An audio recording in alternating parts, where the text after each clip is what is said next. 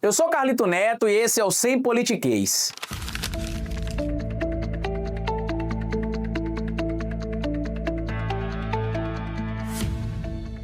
Pois bem, meu povo, como vocês devem estar acompanhando na política brasileira nos últimos dias, está um completo fuzuê. Vários indivíduos ligados a partidos do Centrão, que tinham cargo dentro do governo do presidente Lula, estão em completo desespero neste momento. O motivo? O presidente Lula pediu para que a ministra Gleisi Hoffmann passasse a faca e tirasse todos os indivíduos de indicação de partidos que votaram contra a MP 1303, que você provavelmente não deve ter ouvido falar exatamente assim, mas você deve ter ouvido falar nos últimos dias sobre algo relacionado à cobrança de impostos a mais para donos de bancos, bets e bilionários. O que é que aconteceu? O governo federal tinha costurado um acordo ali, junto com o Centrão e alguns partidos de direita, para aprovar a chamada MP 1303 de 2025, que ficou conhecida como a MP do IOF. E nessa negociação que foi feita entre o governo federal, o governo do presidente Lula e partidos do Centrão e da direita, entraram ali vários assuntos, se tirou inclusive cobrança de imposto de alguns dos itens que constavam na lista e conseguiu-se inclusive ali através do lobby das bets dentro do Congresso Nacional, reduzir a cobrança de imposto nas bets, que era de 25% no projeto inicial, para 18%. Eis que chega o dia da votação, na quarta-feira passada, hoje fazem exatamente 8 dias, e a MP, 1303, como ficou conhecida, tinha de ser votada tanto na Câmara dos Deputados quanto no Senado Federal até às 11 horas e 59 minutos da semana passada. O que acabou acontecendo? O Centrão se organizou junto com a direita, Centrão e direita é a mesma coisa, né? Até parece pleonasmo, mas para que fique bem claro para você, e decidiram não aprovar meramente a MP 1303, eles simplesmente decidiram tirar da pauta, ou seja, a MP 1303, que taxava em mais impostos bancos, bets e bilionários, simplesmente nem foi para discussão de votação, ela foi retirada de pauta.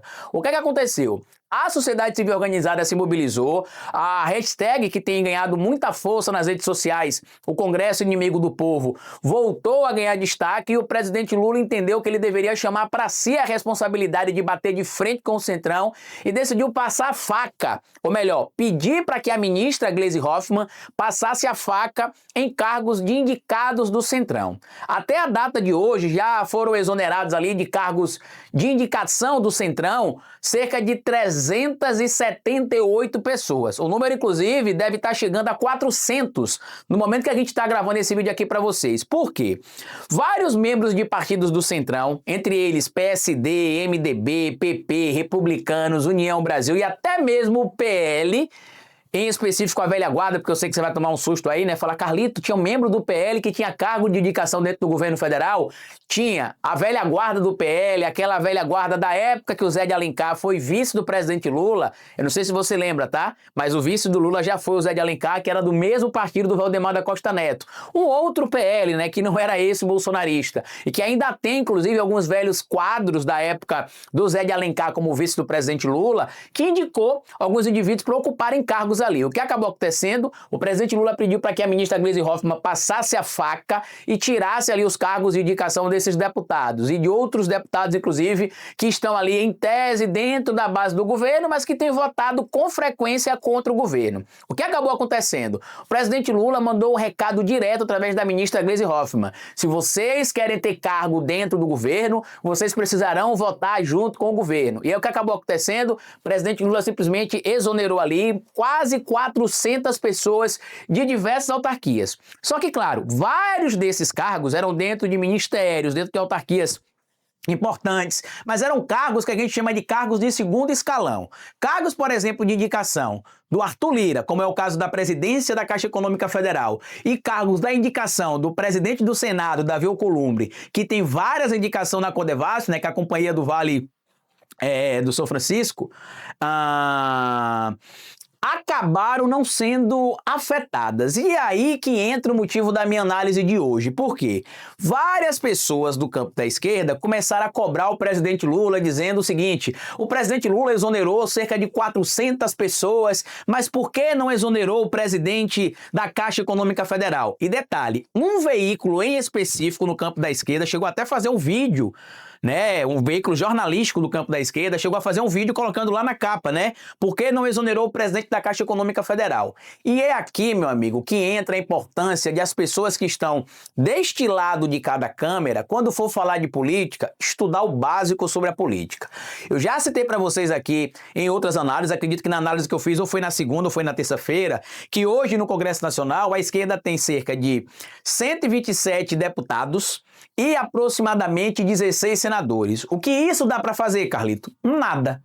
Isso não dá para abrir uma CPI, nem na Câmara, nem no Senado, porque para abrir uma CPI na Câmara você precisa de 1/3 dos 513 senadores, e isso dá aproximadamente 171 votos. A esquerda tem 127. Se você for para o Senado Federal, também não dá para abrir uma CPI no Senado Federal, porque 1/3 de 81 é 27 e a esquerda tem 16 senadores.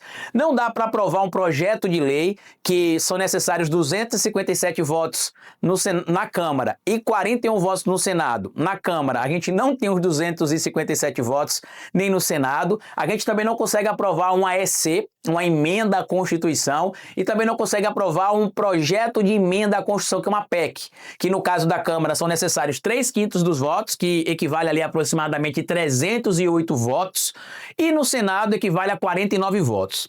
Traduzindo para uma linguagem bem direta para vocês, se a gente subtrair 127 deputados dos 513 deputados da Câmara dos Deputados, a direita, que comanda mais de 75,2% da Câmara dos Deputados, tem 386 deputados. Se você tirar os 16 senadores lá do Senado Federal de esquerda, a direita ainda tem 65 senadores. O que isso quer dizer, Carlito? Que se o presidente Lula decidir romper sem nenhum tipo de diálogo mais com a direita e com o centrão, para poder fazer aquilo com alguns veículos que se dizem aí independentes no campo da esquerda, mas que vivem de atacar o governo do presidente Lula, e às vezes nos bastidores, inclusive, ainda é pior do que na frente das câmeras, o centrão e a direita conseguiriam aprovar o que eles quisessem, porque lembrem, com 65 senadores e com 386 deputados, o centrão consegue abrir quantas CPIs eles quiserem, aprovar quantos projetos de lei eles quiserem, aprovar quantas emendas à Constituição ou projetos de emenda à Constituição. Por quê? Porque eles têm a maioria absoluta e qualificada para votar pautas que são importantes para eles. A gente tem conseguido, inclusive, aprovar pautas importantes, não é só porque o povo está indo para a rua, porque também tem esse discurso, né, de uma parte da esquerda hoje que faz análise completamente desconectados da realidade, que traz o seguinte: é só mandar o povo para a rua, que o Congresso não resiste à pressão popular. Deixa eu falar aqui uma coisa para você, olhando aqui no seu olhinho, ó. Olha aqui no meu olhinho, tá vendo? Aqui, ó, meu olhinho. A classe trabalhadora trabalha. Diferente de muitos que estão na frente das câmeras, exigindo revolução, pregando que o governo faça isso ou faça aquilo, a classe trabalhadora está trabalhando, cumprindo a jornada 6x1, né, a escala 6x1, trabalhando entre 6 horas seguidas a 8 horas por dia, com intervalo de 2 horas, então passa no mínimo 10 horas fora de casa. Os atos que a gente marcou durante a semana, inclusive, foram vazios por conta disso.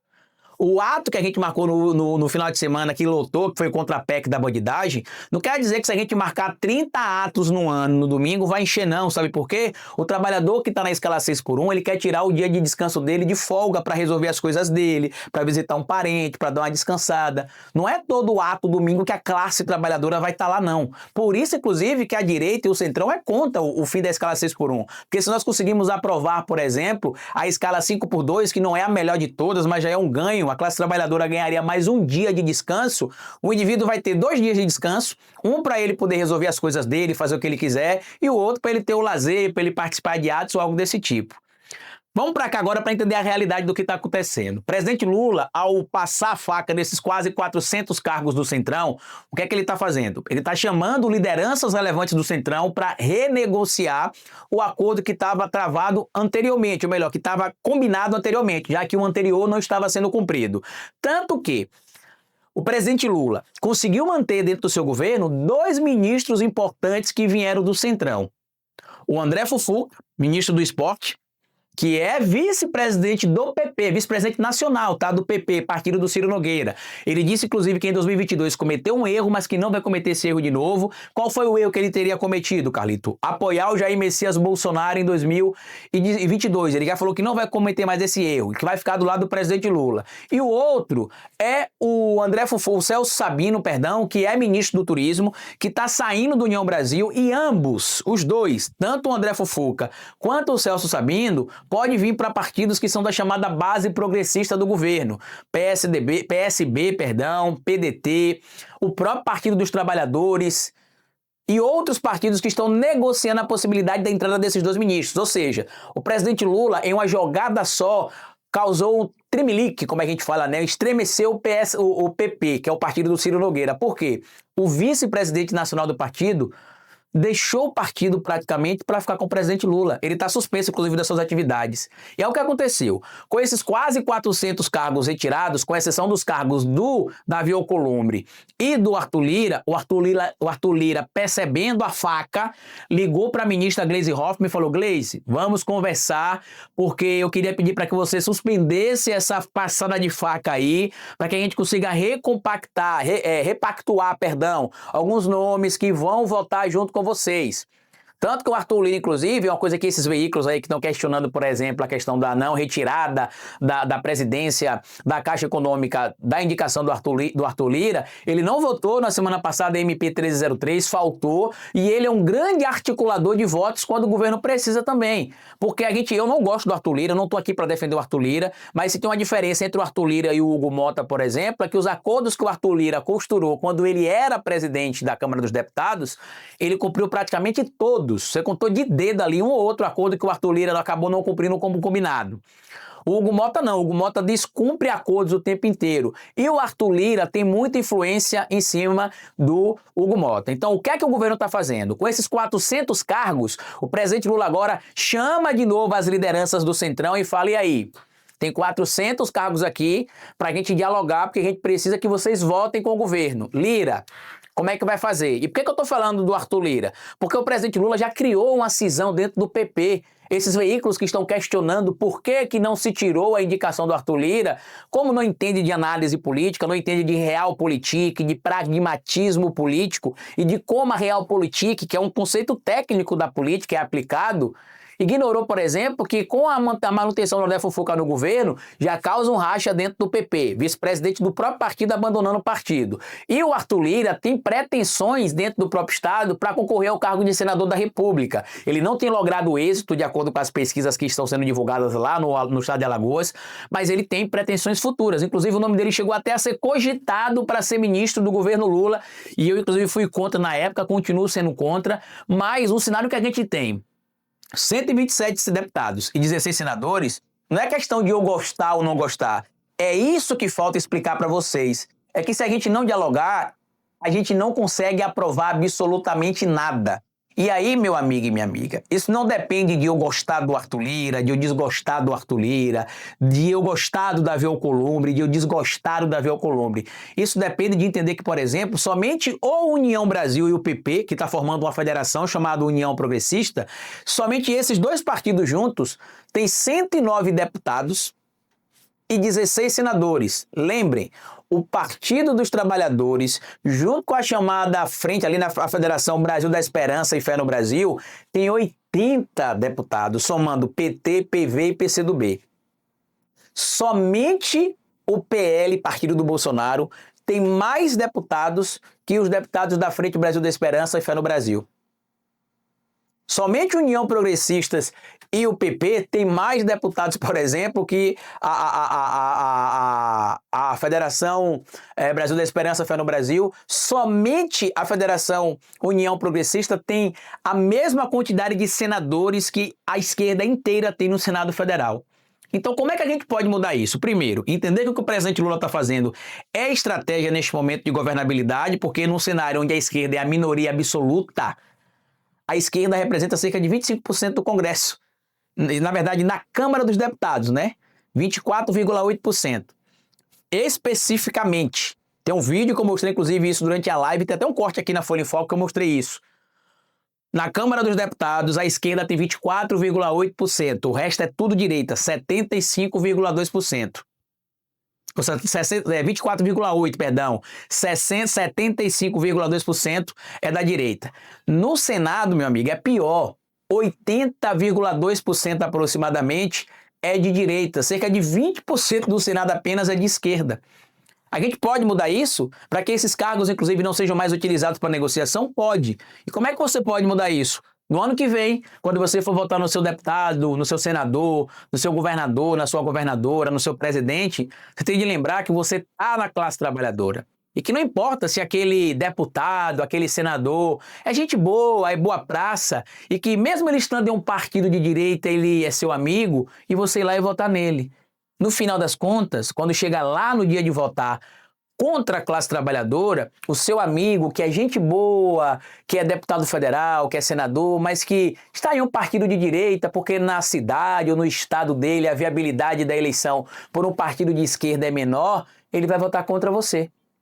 Então você pode mudar isso no ano que vem escolhendo deputados e senadores do campo da esquerda. Quanto à não exoneração, por exemplo, dos cargos indicados pelo Arthur Lira e pelo Davi Alcolumbre, eu acho que ficou claro. É uma estratégia de negociação do presidente Lula, onde ele vai chamar o presidente do Senado Federal, o senhor Arthur Lira, e falar: e aí, como é que a gente vai redistribuir aqui? Vocês conseguem garantir que os nomes de vocês vão votar? O Arthur Lira tem conseguido mobilizar vários votos quando o governo precisa, e o Davi Alcolumbre também.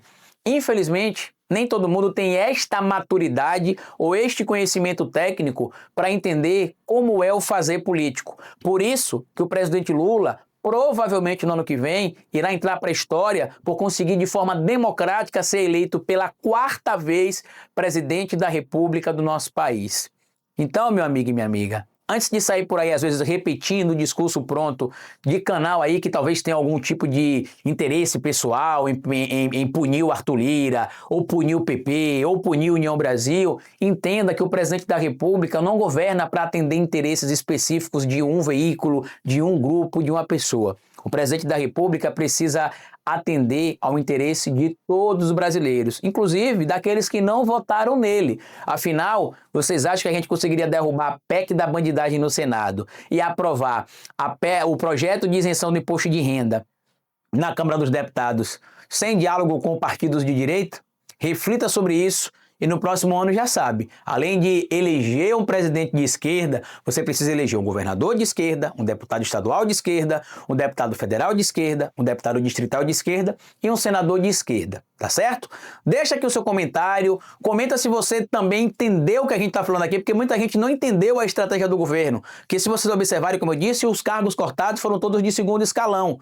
Você não teve ali ministros exonerados. Por quê? Porque a ideia do presidente Lula é dar um choque no Centrão e chamar para a mesa. Afinal, a aprovação do presidente Lula está em alta, as pesquisas mostram que ele vence vários candidatos já no primeiro turno e o Centrão e a direita já jogaram a toalha. A própria Faria Lima já trabalha, por exemplo, com a possibilidade do presidente Lula ser reeleito no ano que vem e já tem planos para o Lula 4.